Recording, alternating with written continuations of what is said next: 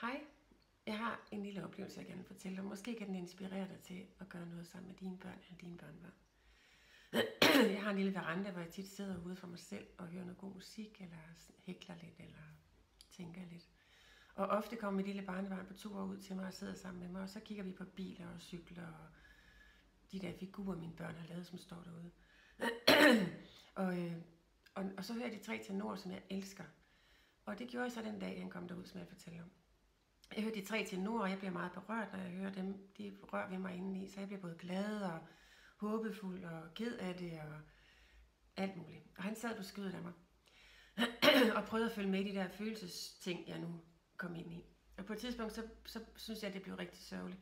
Og så viste jeg med fuld musik på min kropssprog, at jeg synes, det var sørgeligt. Så ned med mundviren og gider at dø. Så gjorde han præcis det samme.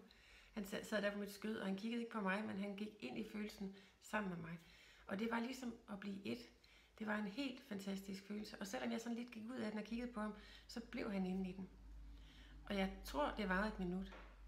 Og det der så skete efter, altså for det første så var det vidunderligt at være sammen med ham på den måde, at vi sådan kunne være helt inde i musikken. Men det der skete efterfølgende var, at vi havde en tættere kontakt. Det er der slet ingen tvivl om. Det er ligesom, vi havde mødt hinanden på en måde, som gjorde noget ved os begge to. Og jeg kan mærke stadigvæk, at der er sådan en helt speciel kontakt mellem ham og mig. Fordi vi har haft det her møde, hvor vi på en måde har været et. Og det er sådan nogle stjernestunder, som ikke kommer hver dag.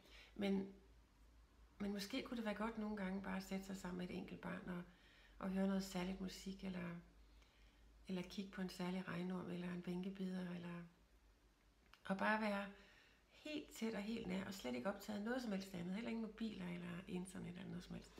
Men bare sige, nu er det hende og mig, nu er vi helt opslugt af det her, og vi går helt ind i fællesskabet, og få sådan en helt unik oplevelse af, at det har vi sammen, den her lille stjernestund, den har vi sammen, den kan vare så længe, den stjernestund. Og her i sommer er der jo rig mulighed for at gøre det. Så prøv at se, om der kan komme gang i noget, som dit barn kan få lyst til at gå ind i, og så gå efter den her stjernestund, hvor I er helt et. Det er en fantastisk oplevelse. Det var sådan en lille idé fra mig. God sommer. Hej!